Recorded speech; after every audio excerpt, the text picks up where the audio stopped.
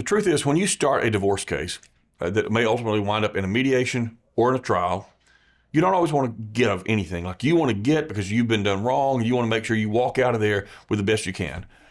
When you go to a mediation, it gives you a chance to have control over your order, because if you try the case, you lose all control. You go in, and as soon as the lawyer says, "Judge, I want to call my first witness," all the control at that point is in the judge's hands, not in your hands any longer. And at the end of a trial, you may get everything you want.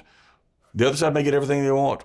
Or most likely, nobody gets everything they want. And it's a lose-lose in a trial many times. But in the mediation, you have a chance to have control over what your order is going to look like and shape what's really going to be the rest of your life, especially if you have young children. You know, you're going to be raising those kids as co-parents at least until the children are 19. And then you're going to have college, you're going to have grandkids, you're going to have birthdays and all kinds of family events for the rest of your life. So if you can mediate a case and get a settlement that's good for you, it's better.